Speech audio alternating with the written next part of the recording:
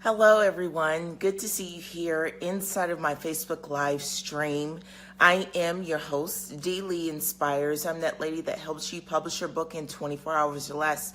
Also, I am the #1 sought out self-publishing consultant around the world here online. I help individuals do it in such a short period amount of time. And also we focus on book marketing and also how to build your audience. See, there's a system to this whole thing, okay? You are an author who is in business, okay? An author who is in business. And I think the biggest misconception a lot of authors have, and it's not to say that this is like such a bad thing, people just don't know, okay? So don't beat yourself up too hard. People just don't know. And so the thing about it is, I don't expect you shouldn't even expect yourself to know the industry like a traditional publishing company knows the whole entire system. And the beautiful part about it is when you become an AIB member, or when you come into our community, or you come to one of our tour cities or one of our events, the beautiful thing about it is that we share with you step by step on how to thrive.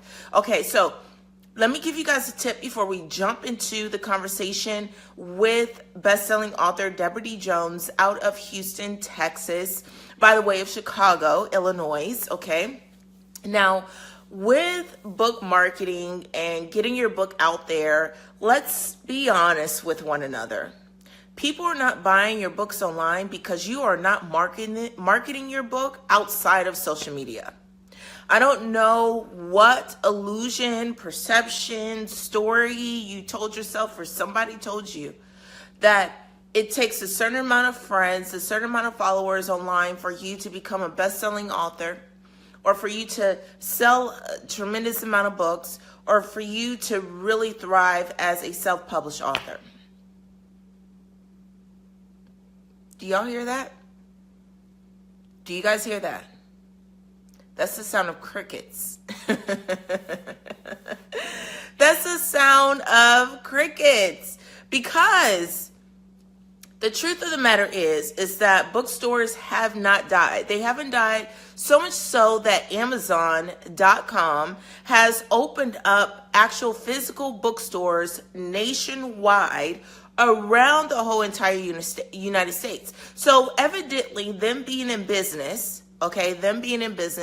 they understand that, hey, look, people want to actually have the joy of going into the store, being, with, customer service representatives to help them find the perfect book that they are looking for, or what it is that they want. And so if Amazon, who Jeff Bezos is $127 billion richer, the #1 billionaire around the world. Hey, what's going on, Brian? Good to see you. Hey, Wendell, good to see you too as well. If he says that we need physical stores, out of all these years, he's always been online helping us sell our books, then that tells you that you too need to look outside of social media to sell your books. Now, if you are a Christian author, they have bookstores and churches. Did you guys know that?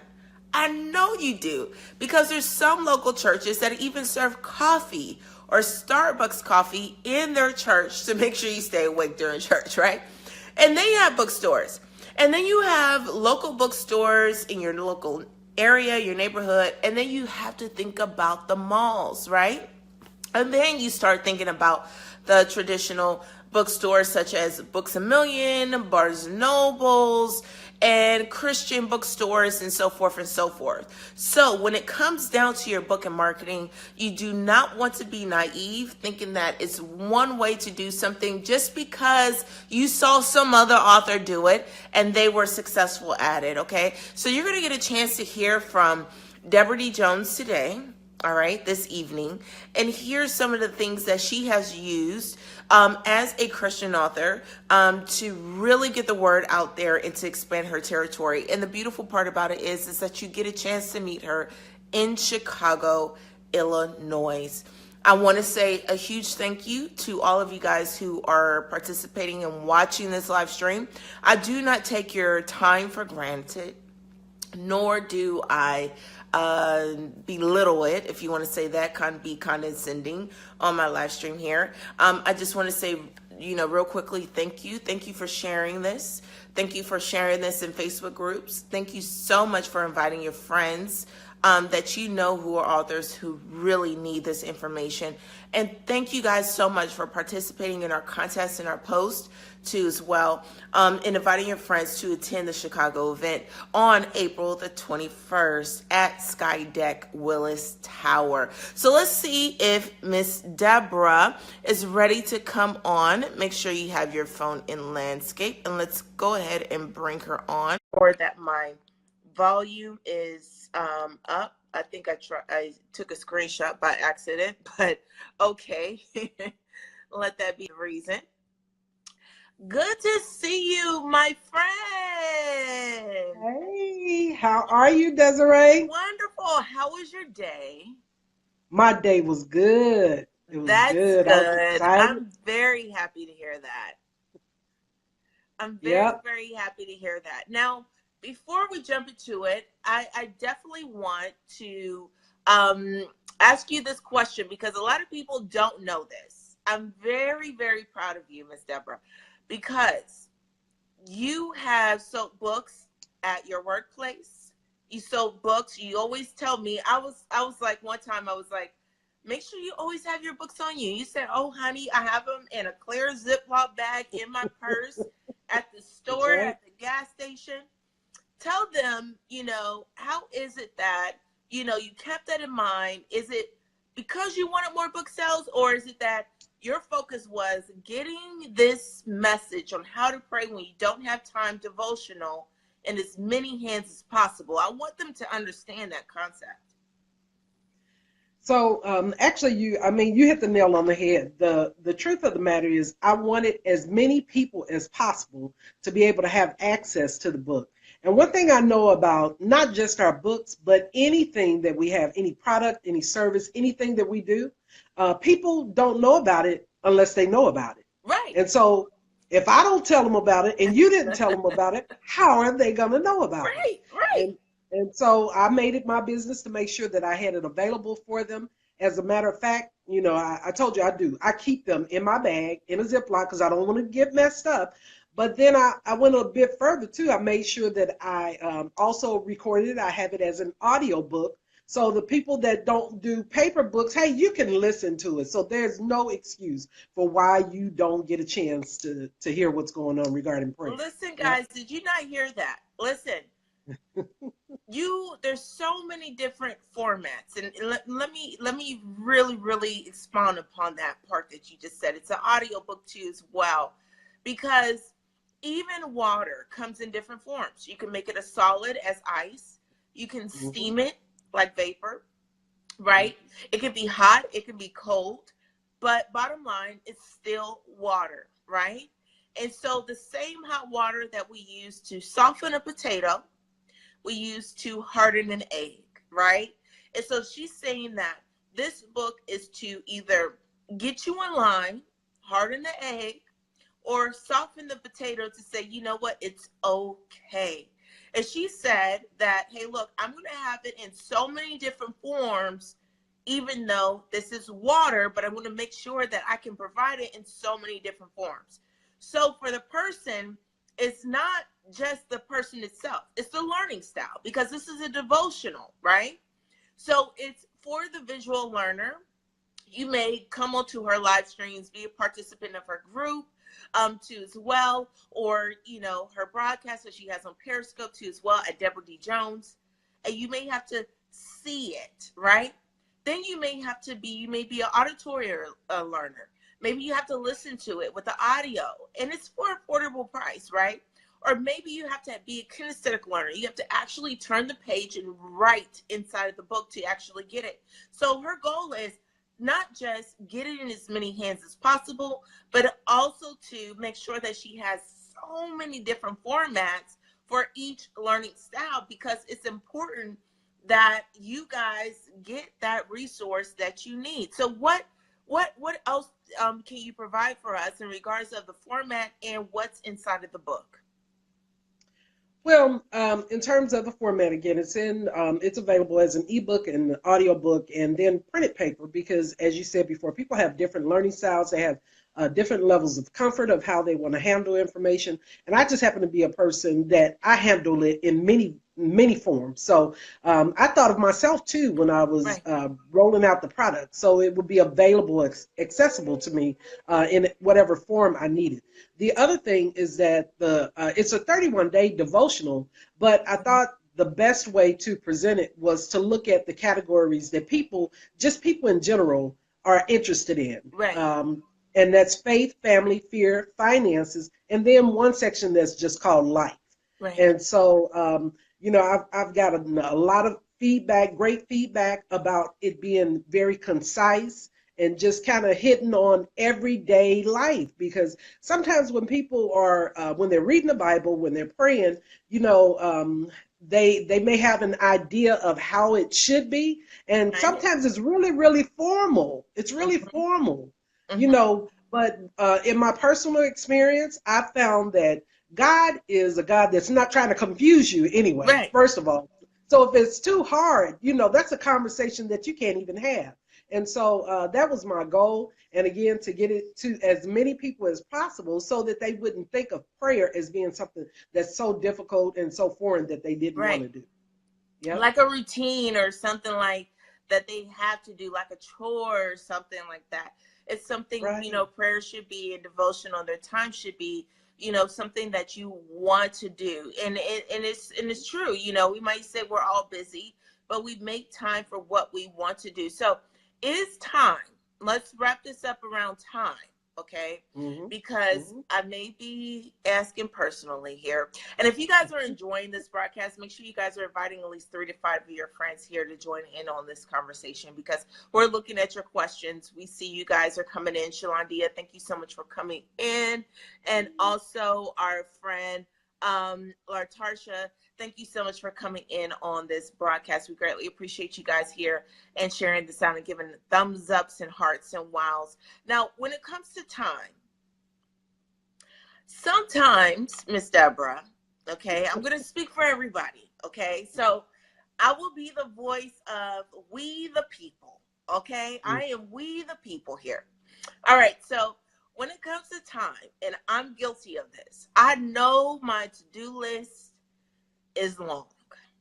And it seems like every day, every hour of the day, that something else is added on that to-do list. And I'm like, am I ever going to complete this thing, right? And so what I mean about this, well, my question is this. Sometimes I find myself doing something totally different, but I feel as though that is around whatever I'm supposed to get done, right? And then I realized that I wasted time, or maybe I put my time in something that didn't take precedence. Like maybe it was, something that I didn't need to focus on right then and there. And then I'm like, oh my gosh, my to-do list is really, really long. Is it because I made it longer? Okay. Because I start working on all kinds of stuff, creating courses and everything else, knowing good and well I need to send this email, delegate this thing. But in my mind, because I worked on something else, I felt like that day was productive. Some people do a whole black backsplash on their kitchen, knowing good and well they should be creating some videos. So is it really the to-do list? Is it really the time, or is it really prioritizing? Because maybe I think it's the time, and in my mind, I think I'm productive because of what I did with my time. But is it really prioritizing and not so much if I have time? So you actually asked a big question. And what I will say is you actually answered the question too. It's actually all of those things. Like a woman. It's all of those things.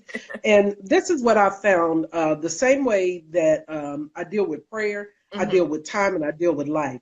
First of all, be realistic.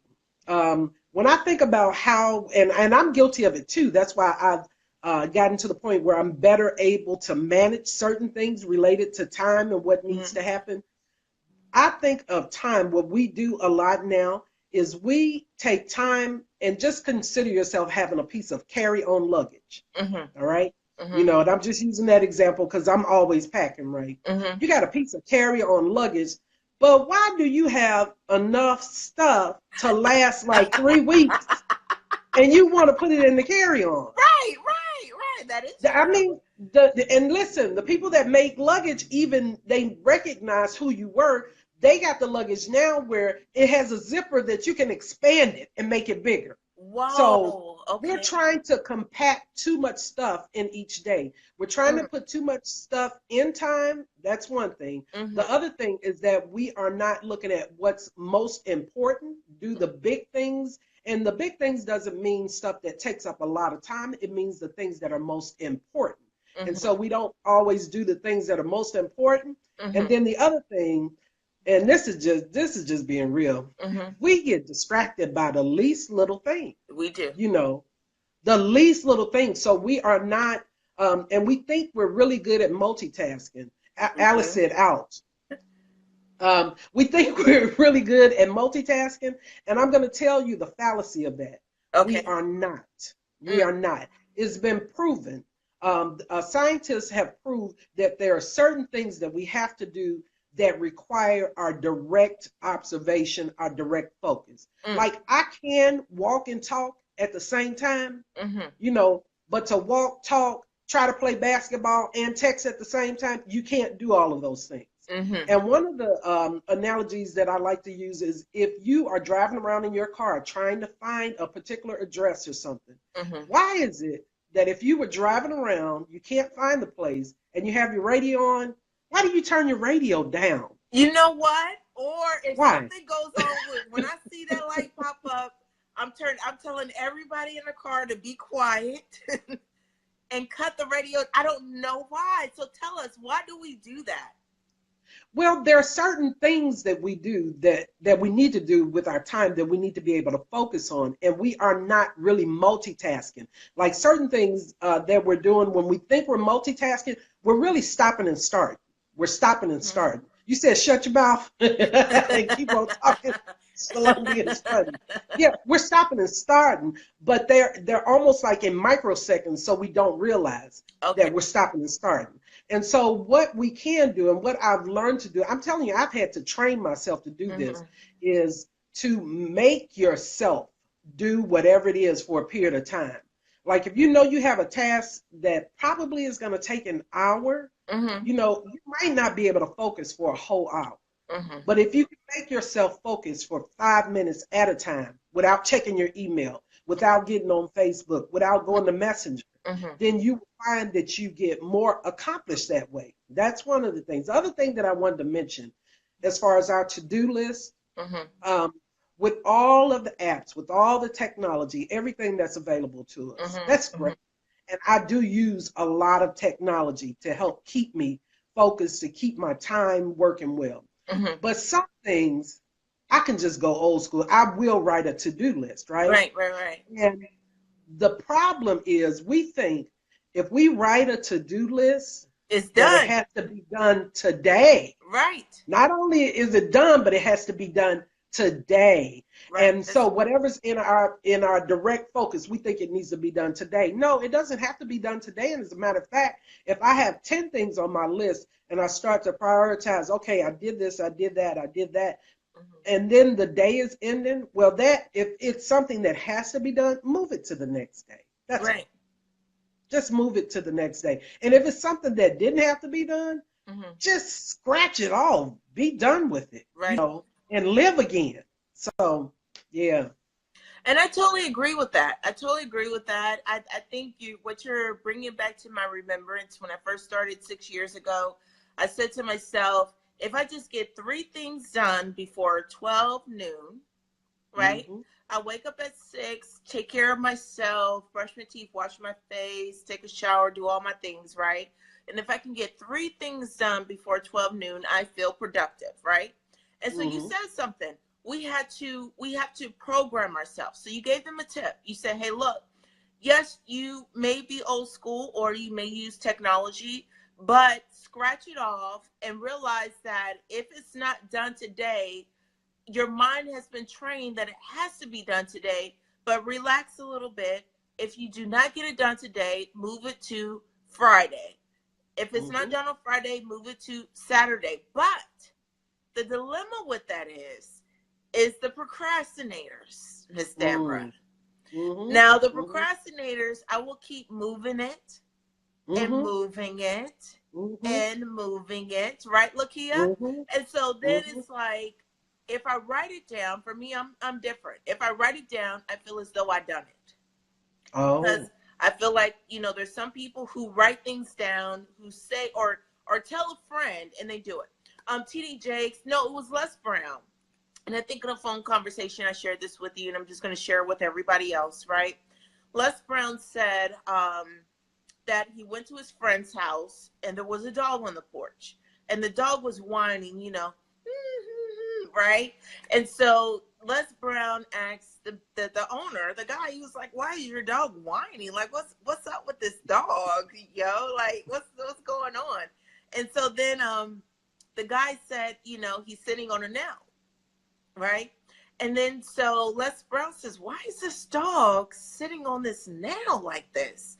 Why? Who in their right mind, even an animal, would just sit on a nail that has punctured them and stay there and just whine about it? And the owner said it doesn't hurt bad enough for him to move. Okay. And even with time is moving, right? Right. It doesn't hurt bad enough, or we don't feel that it's important enough for us to move. And so he said that the dog is just going to sit there on this nail and keep whining about it and not move.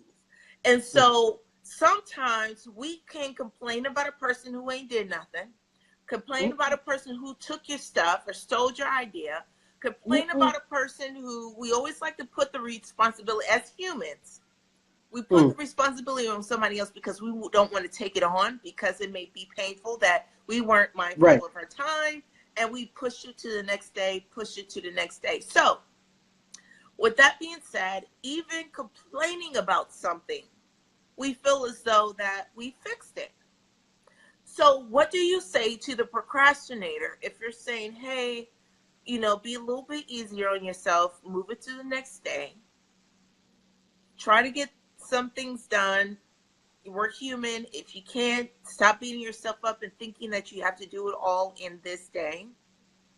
But what advice inside of the book, where can they find in the book that helps them with actually prioritizing, like you said, what's important?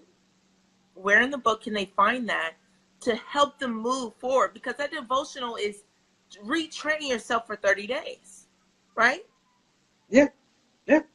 So I would say, first of all, the book is a tool to actually teach you how to not procrastinate. Ooh. The book is a tool to teach you how to deal with devotion. So you've been procrastinating about having a devoted time with God, but this applies to anything, something that you need to do. That's the way the book is set up. So just do it, But there was something really, really important that you said when you were asking the question. And I'm actually going to quote my brother, my oldest brother, Claude.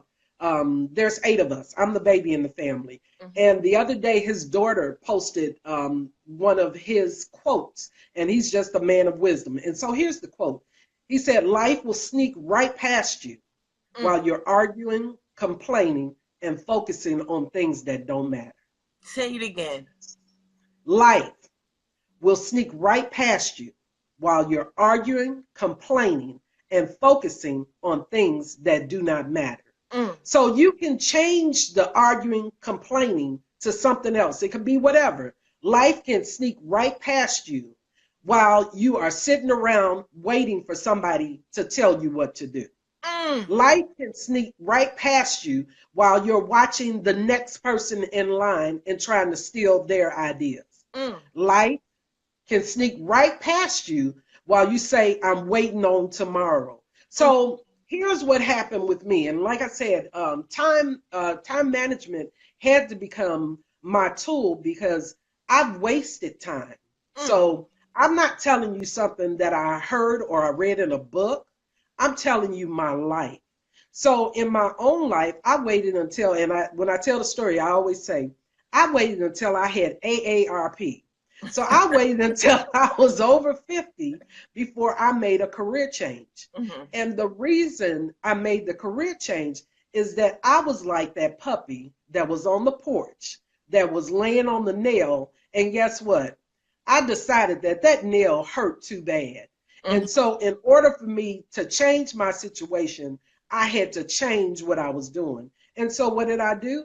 I leaped out of a stable career into a dream career. That's what I had to do.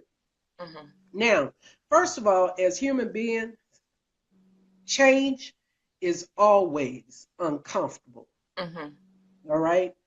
Change is always uncomfortable. Laying on that nail is uncomfortable. Mm-hmm. But the difference between change and laying on the nail is laying on the nail is something that you're familiar with. All right? Mm-hmm. You know how it feels. Even though it's uncomfortable, you know how it feels. Mm-hmm. So in order to get out of the habit of procrastinating, because you comfort it, you know how it feels, even though it hurts that you're not accomplishing what you know you need to do. In order to, you said leap, that's right, leap into that dream, leap into whatever it is. And one thing about leaping or launching out, what I love about it, when you make, and it's strategic, it doesn't mean just, oh, today I'm just going to give up everything. You know, you may do research or whatever it is that you need for that. Mm-hmm. Once you make that leap, honey, you are out there. Right. You got to sink or swim. Right. Right. Right. Right. Right. And if you find yourself, you're trying to swim and you're actually finding yourself going down, then what do? You have to ask for help. Right. So you gotta re-strategize. You gotta figure it out. And so, yeah, I mean, we only have a limited amount of time in every day. And so when you hear people say we are living on borrowed time, tell them that's not true. Wow. Here's the deal. Anything that you borrow, if you go to a bank and you borrow, you got to pay it back. Right. Right? You're not living on borrowed time because you don't own time. You can't pay it back. Right. All right? So when your time is gone, it's gone. In terms of opportunities in our life, I look at it like this. A lot of times when we are getting ready to focus on an opportunity, it's on the other side of a door, right? But this is the thing about a door. There's revolving doors and there are just regular doors. So some of those opportunities will come around again. Okay. But others, it's over. You missed the time. If I was the next, let's say, for example, I had the idea to revolutionize the way that people will receive music. See, I grew up old school, so I remember when we had 8-track tapes. She sure is. What if I was the one that knew, I said, wait a minute, we could do this in a smaller format, in a cassette. And I took forever to come up with that idea. Guess what? We finished cassettes, albums, digital, CDs. We're way past that. Right. So if you were the person that was planning to come up with a cassette tape, that was not a revolving door, right? For the cassette tape. However, if you understood that if you modernize it for today's time, there's still an opportunity for you. It's not. And you know, that is so true. That is so true when it comes down to business, time, and being an author, guys. I want you guys, I see you guys in here commenting. Yes, Asia, she is dropping gems. I'm just sitting over here like, dang, I should have had my notes, but I can't leave the camera. Okay. And so, listen, if you, I want you guys to really make a decision right now. Do you want to sink or swim? The reason why that hit home for me, because being growing up in California, all the kids had to learn how to swim because a lot of houses, when you go to your friends, they have pools so you don't drown. And then some, they have oceans and of course all of that great stuff when you go out with your friends and different things like that. So those who are, you know, raised or born on coastal area, we know how to swim, right? And so sometimes parents, I remember my uncle doing this to some of my cousins, will take a 3-year-old, a 4-year-old, and just throw them inside of the pool. Now, the pride comes in of that kid to say, help, you have to, if it's a lifeguard. And God is so awesome that he has about 3 or 4 lifeguards. He has to even have a lifeguard house. If you get too far out in the ocean, he has a lighthouse in the ocean, a little floaty, you know, being out there in the ocean too as well. If you swim to that, you know you're safe and somebody will come and get you. So decide, do you want to sink or swim? All right? Sink or swim. If you're saying fear, the theme for Chicago is overcoming fear, right? So if you're saying this is too scary, please don't throw me in the water, all right? You know, then you say sink, and we'll help you with that. That means you need classes before you get thrown in the water. That means you need an accountability group before you get thrown in the water. That means you need consultation calls before you get thrown in the water. And that means you need a lot of tests, you know, and result driven and testimonials before you actually get in the water. But if you're that impulsive person, like I am, a creative, and I'm like, this is a great idea, Miss Debra. You know what we're going to do? We're going to go on tour. Now, I've never done this before. Well, I'm not saying that. We've been doing this for 2 years, but, you know, we never done this before. Hey, everybody, I don't know, but we're going to hold hands and we're going to jump in this water together. Okay, so who knows how to swim? Because you're going to be the lifesaver and this and the other. So put in there, are you ready to sink or swim inside of the comments? And make sure you guys are inviting 3 or 5 of your friends here inside this broadcast. Make sure you also are sharing this out to your Facebook, because what she said was, change is inevitable. She said, she shared the quote, and I'm not going to quote it all the way, you know, verbatim, but the quote is like, basically, time waits for no one, regardless if you're complaining, regardless if you're tired, regardless if you fell, regardless of this and the other, it still goes on. And it's true, because even our body changes, okay? I don't look like when I was 12. I don't look like when I was 17. I don't look like when I was 21 or 25, which I may have this delusional thought that I still look like I am, right? You look good. But, you know, at the same time, it does that. And so we don't want to, I think the most profound thing, Miss Debra, is a misconception of time. We either think we have a lot or we don't have enough. And then also, too, with the devotional, how to pray when you don't have time, is what she's doing is playing on your thought process, because the truth of the matter is you always have time, all right? You can make the time, right? Or you can see it as what it is and maneuver some things around too as well. And so how to pray when you don't have time is not a religious book. It goes so far beyond, I can tell you guys personally, so far beyond. It helps with character. It helps with eliminating procrastination. It helps with life. It helps with fear, okay? It helps with family, being a mother, a single mom. Because as moms, as single moms, as married moms, we like, I'm lucky if my clothes are not molded inside of the washer, because I forgot I did laundry 3 days ago. And so it's like, you know, was cooking and everything else and did everything else and so forth. So I just want to share that with you guys. So make sure you guys are sharing this out. And she is dropping jewels, and this is what you can find in Chicago. It's a different thing, Miss Debra, because, you know, discipline, Miss Alice, sounds like hard work. I'll be honest with you. For a millennial like myself, discipline sounds like I got to do hard work, right? And I want something that can trick my mind without me knowing that it's discipline. Really, I'm gonna be honest with you. And I really believe this book, How to Pray When You Don't Have Time, it really does it, because I've read it. I give it away too as well to other people as well. Anyhow, in Chicago, this is not an expo, okay? This is not just your average book signing. This is actually an author's training.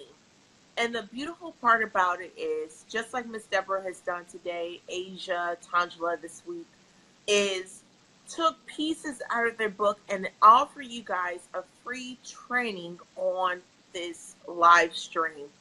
But in Chicago, it's, I don't want you to read this book. I want you to understand why I've written it, why I published it, but at the same time, I want you to get the results. And it all plays into everything, every step of the way. So everyone from Chicago, they're telling you that Chicago's event is more so as a training, but also keeping it light. I don't want you guys to feel like you are doing work.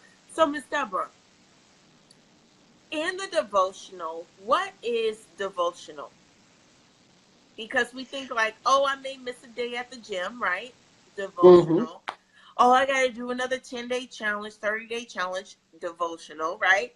It's something that is all these days. If I miss a day, oh my gosh, right? What is devotional? So, just in the just barest essence of what a devotional is, it is devoting a specific time to a specific thing or person. And so, for this devotional, how to pray when you don't have time, it is devoted to praying and having a relationship with God. And so in here, and it's a relationship with God, but again, it's the blueprint for so many other things. Now, for me, the focus is definitely on the relationship with God, but it also lets you know that relationships have to be maintained by interaction. All right. So if you say you want to have a relationship with God, well, how are you going to have a relationship and you never talk, you never spend time together, you never see each other? All right. Think about a husband and wife relationship. My husband and I are celebrating our 25th year anniversary this year. Yeah. He hung with me. I'm so proud of him. And so for the past 25 years, we have developed a relationship with one another. We've spent time with one another. Even when I'm traveling for work, technology allows me to see him face to face, even when I'm not in the same room with him. So I have time that is devoted to my husband to maintain a relationship. And so this time that we devote in this how to pray when you don't have time is devoted to establishing and maintaining a relationship with God. And again, it crosses all lines. It's relationship with God, relationships with others. And here's the other thing that's very, very interesting. If you start a conversation with most people, and no, I'm not even going to say a conversation. If you talk to most people, they'll talk back. Right. And so that is what creates a conversation. You talking and never listening means you're talking. But if you talk and then you listen, then you get a chance to hear what that other person is saying. Right. So in how to pray when you don't have time, I hear people complain about knowing what to do. My life is out of control. I don't know how to do this. I don't know how to do that. Well, guess what? Talk to God, and he talks back to you. He talks back to you through his word, because we also have scripture reference for each and every day. The word will give you the clue to solve your life issues. Okay? Talk to God, he talks back. And so that's what we're doing. And listen, you can do this in 5 minutes. Now tell me you don't have time now. Right. Tell me you don't have time. I know you got time because you were scrolling through Facebook for the last hour. Right. So I know you got an extra 5, you know. Absolutely. And so, you hit it on the head with devotional. It's devoted time. Okay. So even devoting our time to God, to have a relationship, to devote our time to relationships, and also devote our time to business. Some people don't feel or understand that they're not getting the results in their business because they don't devote their time to listen to their customers, or they don't devote the time to speak to their customers.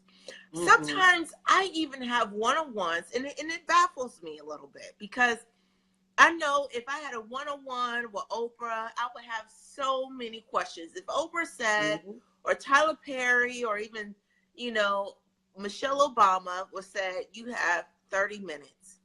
Sure.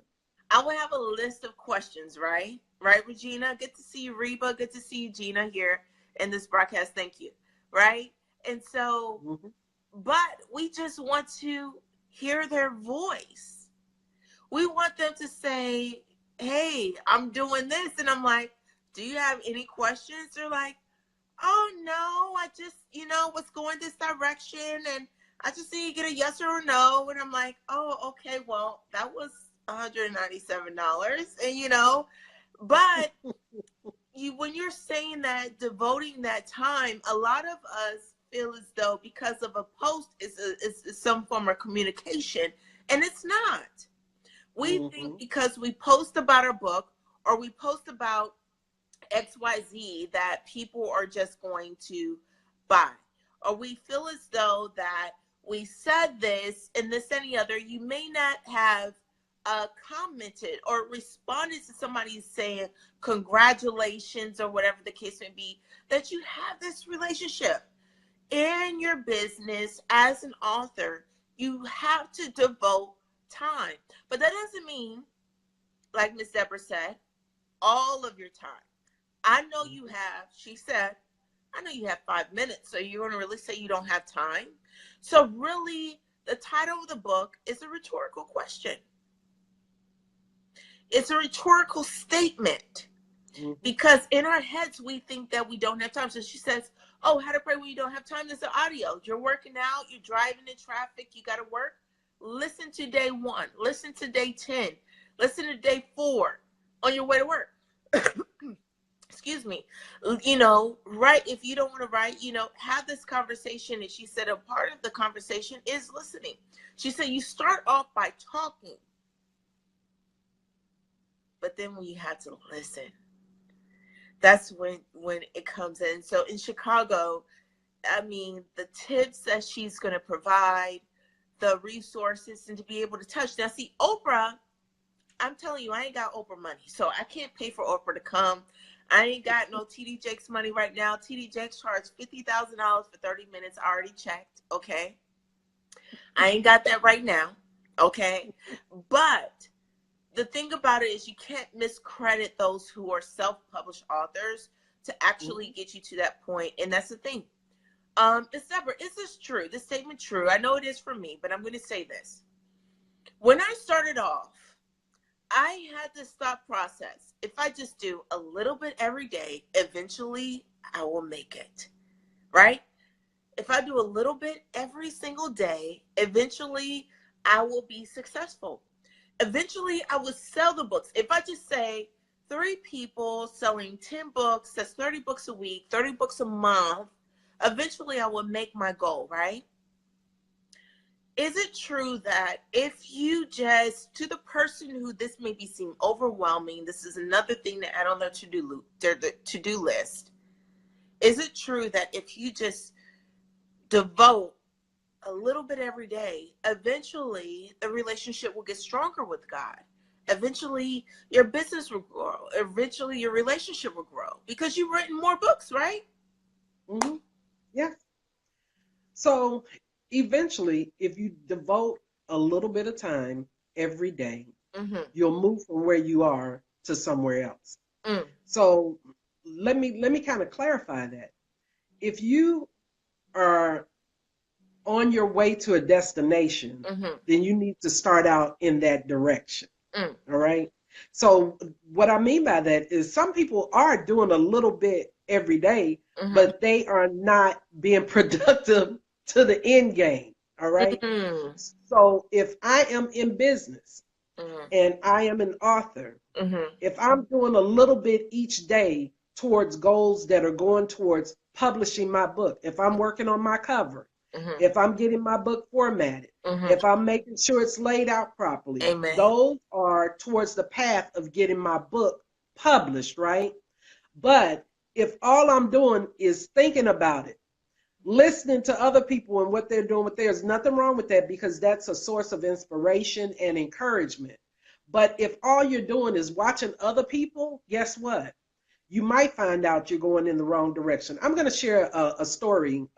This happened a long time ago, maybe over 10 years ago, and it was in a dream. And so I was in this dream, Mm-hmm. and I was walking on a familiar path in Houston. It's called the Bayou, Brays Bayou. So I was walking down Brays Bayou, and I was on my way to a destination. And so there were some people that were walking on the other side that were coming towards me. Mm-hmm. And it was almost like they were doing the Harlem Shuffle, you Mm-hmm. know? Mm-hmm. And so I started watching them and I was like, man, I'm in a hurry. I was in a big hurry to go where I was going. I Mm-hmm. was like, they're in my way. And so while I was watching them do what they were doing, I finally got away from them because they were in my way. They were causing problems. Mm-hmm. Do you know, as soon as I got past these people, I realized that I was going in the wrong direction. Mm. Do you hear me? And so I was like, wait a minute, God, I'm not understanding this. What just happened? Mm-hmm. And he said, while you watching other people walk, you're going in the wrong direction. Mm. So here's what I'm saying. Whatever it is we're doing, Right. business, family, relationship, whatever, we have to have a strategy. We have to have a goal. And we need, come on now, rerouting. That's right. Right. Rerouting. Right. And if we find out, that's the lovely thing about being able to reroute. If we find out that we are going in the wrong direction, then guess what? In my prayer time, I'm saying, okay, I got off 64. Show me how to get back on 40. Mm. Which freeway or which side street do I need to go to get Right. back there? And God, he'll teach you. He'll show you. You Right. know, he really will. He really will. That Yep. is, I don't know if you guys are feeling this like I am. I'm like all in like this, like, right? And so, guys, listen, make sure you guys are inviting your friends here to come into this broadcast. Also, because they may get a chance to watch this on the replay, but also share this in the Facebook groups too, as well, that you may be a part of, that they may definitely need to hear this, because it's a lot of comfort, right? And you were blaming them for being in your way, and you had to misdirect yourself. Absolutely. Right. Reba said, I'm in this screen as well, girl, because it's true. Because I'm gonna be transparent. I mean, this relates to me, my clients, the other authors too as well, that the first thing, I'm very careful when I do private consultations is to let them know, or let authors know, that this is a suggestion, because I'm not trying to take you off of your route. Okay, because I get excited and I'm like, oh, you can do this. Oh my gosh, you know what else you can do? Oh, this is really good, right? But at the same time, what she said is, when you're focusing on others, and I'm guilty, raise your hand, put your favorite emoji if you're guilty. You may not have to stay in that area too long, okay? Spirit fingers, right?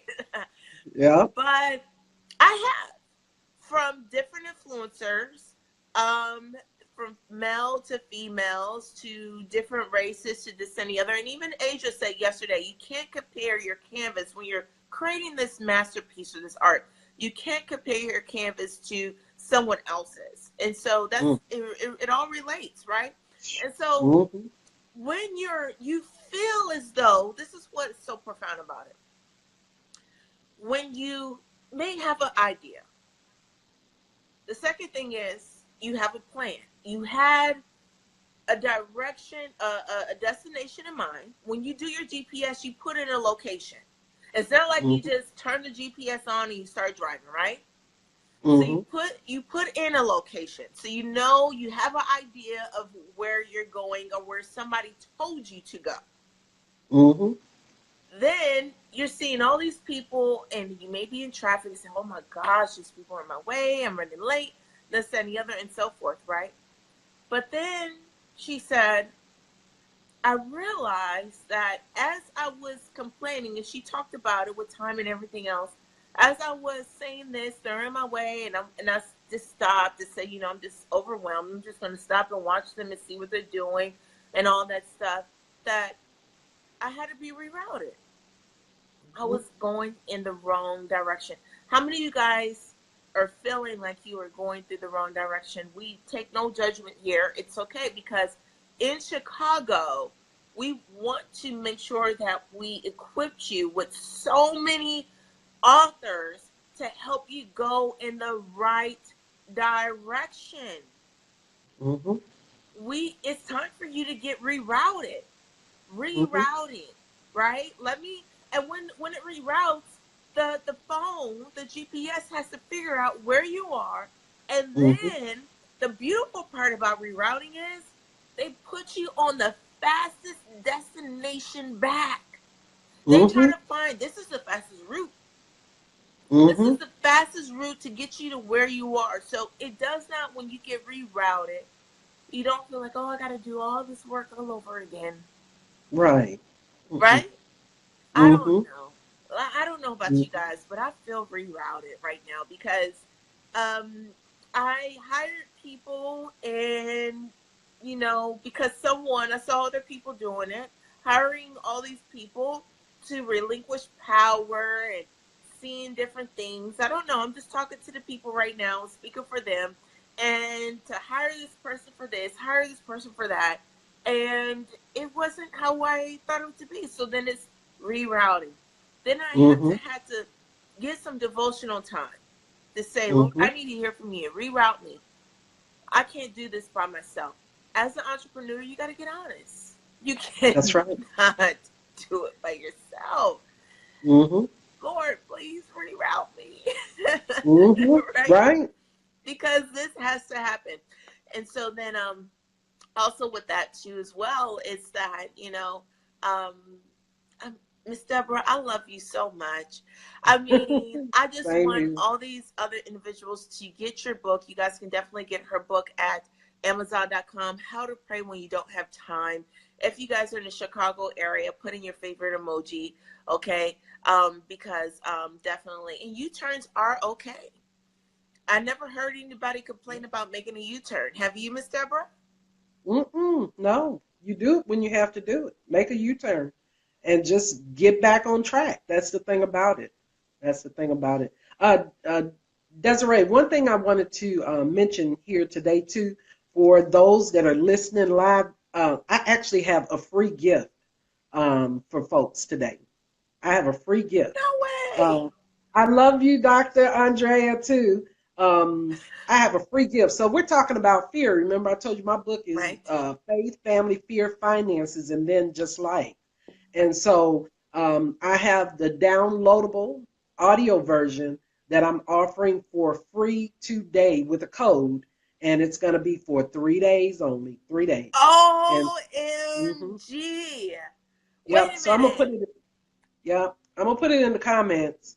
But Okay, yeah, so 3 days yeah, only, people can get the audio? yep. They can get the audio section on fear. It's on Right. fear. Yep, Right. yep. So are you serious, Miss Deborah? I'm serious as a heart attack on the left hand side. Yes, ma'am.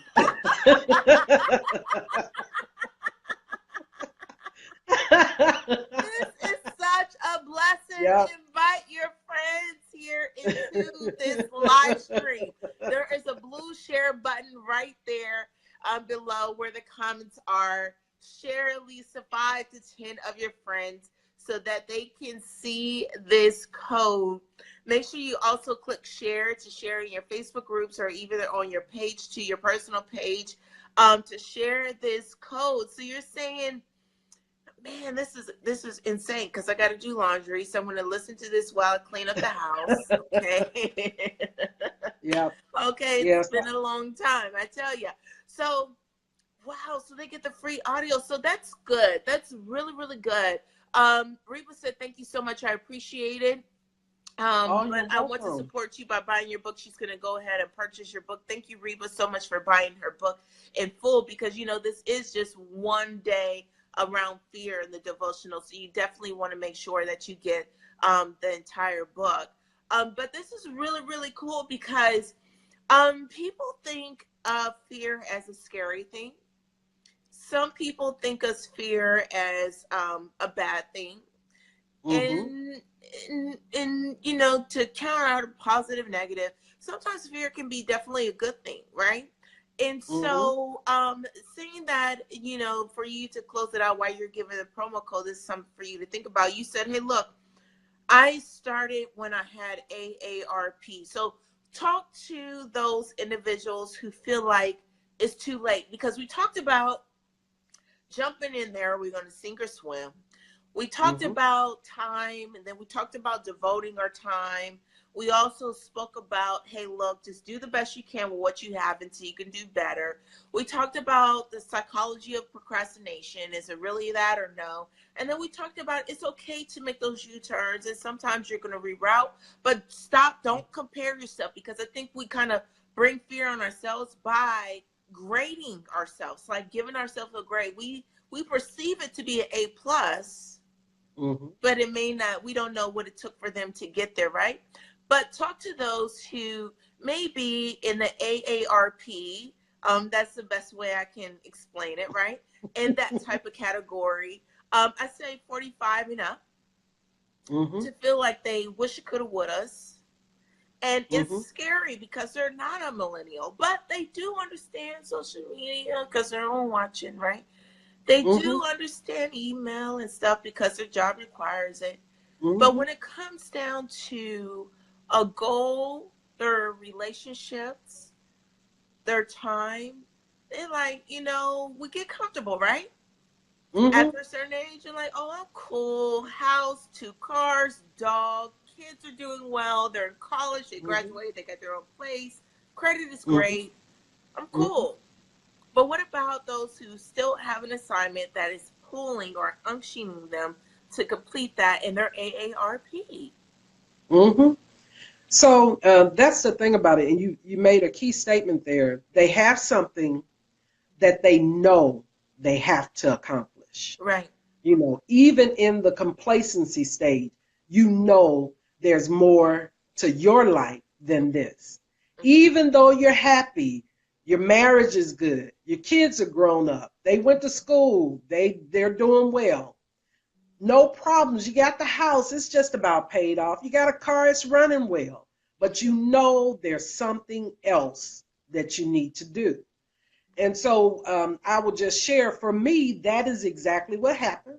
I was stable. Um, and, I had the job. I had been working the same place for 25 years. Mm-hmm. And Mm-hmm. it was very comfortable. I knew how to do everything there that Mm-hmm. I wanted to do. Mm-hmm. I had been promoted a number of times. Mm-hmm. But what happened is one day, and so this is that nail day when we Mm. talk about the dog that's on the porch. One day I walked through the doors. I remembered I had even seen the hospital grow up. You Mm. know, I saw the hospital grow up. It was a baby when I got there, Right. and Right. now we have a full grown hospital. I saw managers, directors, even the CEOs that I had trained. And it wasn't a problem that they had surpassed me. It was a problem that there's more to my life than Right. this. So that day, when I walked through those doors, I Mm-hmm. said, I cannot continue to walk through these doors Mm. every single day. I just can't. Not and be fulfilled. Right. I can't do it. And so that day I decided, and I'm saying I decided because most of the time, whatever it is that you need to fulfill, you know it. You Mm-hmm. may not have a name for it or know exactly what it is, but you have an inkling. And Right. so I said, I'm gonna be a consultant. Right. That's what I said. And so I told my husband about it. He said, well, what are you gonna consult on? I said, I don't know, but I could tell people what to do. I Right. don't basically. I can tell people what to do. That's exactly what I said. And he went along with it. He was like, oh, okay. And we even took like a little ride down to a town where somebody that I had mentored early on was like an executive. I said, maybe I can consult for him. And I was trying to see how long it took, etc. Anyway, long story short, I had a conversation with a young lady I had worked with before. And I said, oh, by the way, she had moved back to California. I said, I'm going to be becoming a consultant. So if you hear anything, let me know. And she was like, oh, okay. And we're just talking. She said, oh, wait a minute. They're hiring consultants on my job. And I said, really? Wow. And she said, yeah, send me your resume. And I was like, okay. And I'm thinking to myself, my resume? Wait a minute. Let me. My resume was so dusty. It was dusty from like 2 years before when I had got my last promotion. And so she helped me, basically. I'll tell you that. She helped my resume along. And do you know they actually hired me as a consultant? But what if I didn't know. But what if you didn't do the resume? What if you said, hey, look, I'm not going to blow it off. What do you say? Hey, look, it's been too long, right? Right. Even though you had the idea, you had the belief, right. You have rock solid faith about it. But then when the opportunity comes, you chose not to cave, but then you're like in the ocean, like I thought I got it, I blew it off, and you're like in the ocean or in the pool saying, help, right? And even the person that opened that opportunity to you says, hey, look, I'm here, I'm going to help you with it because I really want you to get the right. Yep. So the help, and this is what happens sometimes with help. Sometimes help is because we realize we're at a point, we're out of our element and we don't know what to do next. Right. Other times, help happens because you are desperate, because you have leaped and you realize that, hey, wait a minute, I don't know where I'm going to land. Right. And so for me personally, the help came with me leaping out into a field, a career that basically is not a stable career, meaning, are you going to be here tomorrow or not? Mm-hmm. And so I got to the point that I had leaped. I mean, they had did a party and everything, Mm-hmm. I had this big party. People came to the party. And then 3 weeks into the job, no, it was 6 weeks. I'm sorry. 6 weeks into the job, I blew a major presentation. Mm. Yeah. So this is a true story. I blew a major presentation. It was terrible. Not even terrible. It was terrible. I was so afraid. I was so afraid when I did the presentation. They were looking at me like, wait a minute. We're not going to be able to use you. That was the look. Right. So when I found out, first of all, I had favor because they really could have just said, that's it, because they did that with other people. Mm-hmm. But I had favor. They gave me another opportunity the next day. Mm-hmm. And this is what I went in with the next day. It was a prayer for help. That is what I went in with. Because there's no way I can leave somewhere I was at for 25 years, come out here, hang out for 6 weeks, and I ain't got no job. What? Something ain't right. Something ain't right. Something ain't right about that. And so, but that being said, and it came out well. That was the start. But I had to learn how to keep going. Dr. Andrea, yes, terrible. You know how to spell it. But God's favor, that's right. So I had to learn how to ask for help, to receive help, and to understand that whatever I don't know, because that's the other thing that people that procrastinate and make excuses do, is they say, I need to keep learning.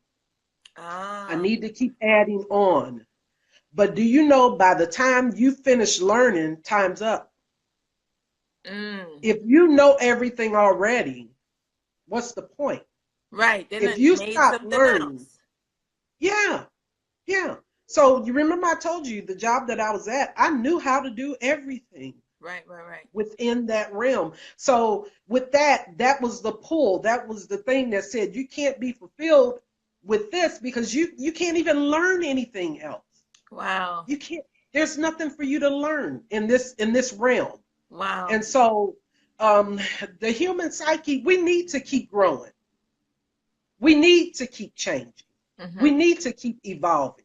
Mm-hmm. And so with whatever gifts that you have, whatever's special about you. And most of us, there's a lot of stuff special about us. Mm-hmm. Whatever it is that's different about you that God wants to use, Mm-hmm. that's the thing that's going to pull you into your purpose. That's the thing that you're afraid of doing right now. But that's the thing really that's required of you. That's the thing. Mm. That's the thing. Hey, Joan. Okay, so Miss Deborah, listen. We're all full over here, girl. Everybody, y'all make sure y'all come to Chicago to get the remainder of it, because this is just a tip of the iceberg. As you guys heard, there's a prayer for help. Sometimes we may be too prideful. Even God says pride becomes before a fall. All right. Sometimes we feel that, I am guilty of this, that, oh, if I ask for help, I'm weak. Because I know everyone is looking at me as the resource or the go-to person and so forth. And so if I ask for help, it seems like, in my head, okay, not how people perceive it, that, oh, well, she doesn't have it together. So there is an actual prayer for help that Miss Deborah has. And again, there's a code here inside of the comments that make sure you guys utilize that code to get that chapter, that audio chapter, for free for 3 days only. So don't procrastinate. Put it on your to-do list for tonight or the first thing in the morning to make sure you take advantage of that. Listen, I want to say a quick shout out to Reba, Mrs. Aiken. Thank you so much for buying this book for your sister. Thank you so much. She has gotten Hidden Gems, your second book, Thank you. with you and your sister PJ, back in November. She greatly appreciates that. So thank you, Reba, for supporting other authors. Reba, she's also an AIB member, and she's published 5+ children's books. I also want to say a shout out to Sandra Robinson for coming in and tuning in. Thank you so much, Miss Alice, for staying from the beginning all the way to the end and participating. Thank you, Regina Creighton, all the way from Los Angeles, California, coming in to support. Thank you so much, Lakia Guy, for coming in to support. And Dr. Andreas, thank you so much for your participation. You guys can definitely go to dleeinspires.com/register to purchase your ticket to come meet Ms. Deborah in person. You definitely want to make sure that you guys come to Chicago, Illinois. Listen, it's the most cost-efficient price, $97. Mm-hmm. Not only because I love food, so I really thought this out. I really, really thought this out, that if I'm a person with kids, it is kid friendly. Okay. I'm a person with children and I can't get a sitter at the time. Bring your children, because my daughter, she is a published author. And even, Regina, she can tell you what her son, who has been able to come on tour with us, he's also now a children's author too as well. And they learn and want to gather and grab from their parents too as well. And so let's set them up, because really, like what Ms. Deborah said, is we can be millennials or we can be those who are AARP, and we're retraining ourselves. And it's okay to make those U-turns. It's okay to be rerouted and different things like that. But what about our children that they can't even really fathom, right? Let's program them already to be able to be wiser about their time and to also devote that time to God too as well. So thank you guys so much. Joanne, thank you so much, Joanne, for coming in. Joanne Henderson, for coming in to this broadcast here right now. Anytime. Thank you so much for the shout out. My pleasure. Regina says he's working on his second book with kids with asthma. So can you believe it? Wow. Now he's working on that. So he's taking what he goes through. Anezi is what we call him here in AIB. Is going through asthma, and it's really profound that, even when he's going through that, something that's very traumatic, because kids, they remember those different things. They have attacks. It's not like oh, I just can't breathe or I barely can't breathe. It's like literally attack, or even when you're sleeping, you don't know when you're going to be attacked. So for him to be selfless to say there's other kids out there that may be going through that and need that comfort. He's doing that. So that's a beautiful thing. So make sure you get your tickets, guys, okay? We cannot be left behind. That's right. First, stretch out our hands. That's right. Thank you so much. I want to say thank you, Miss Debra. Can you let them Thank know you. all of the books you have published, where they can get that at, and what they can look forward to receiving from you in Chicago as we wrap this up? Sure. The first book that you mentioned, which is How to Pray When You Don't Have Time, it is a 31-day devotional. I also have Hidden Gems, which is a book that I collaborated with my sister PJ, and we mentioned that earlier. The latest project that we had that was just published last month is a 2-volume anthology, and it's called How to Pray for a Successful Marriage, Volumes 1 and 2.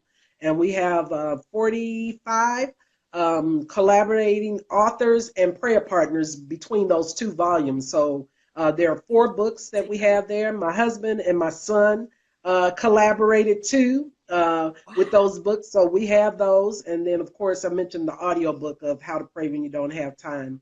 And so make sure you all do get your free download of Fear.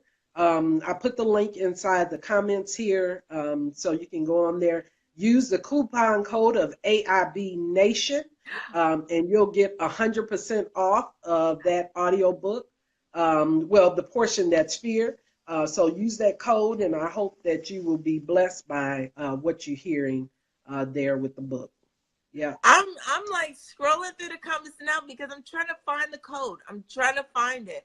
I need to find It, this code. I don't know about y'all.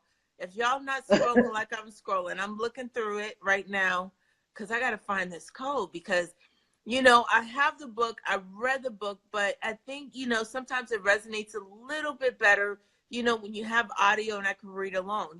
That's why when, even as a child or even in school, you had to read along books. I'm looking for it, Miss Debra. Ooh, I'm looking for it right now. I can't find it. Hold on. I can't find it, Miss Debra. Can you put it in there again?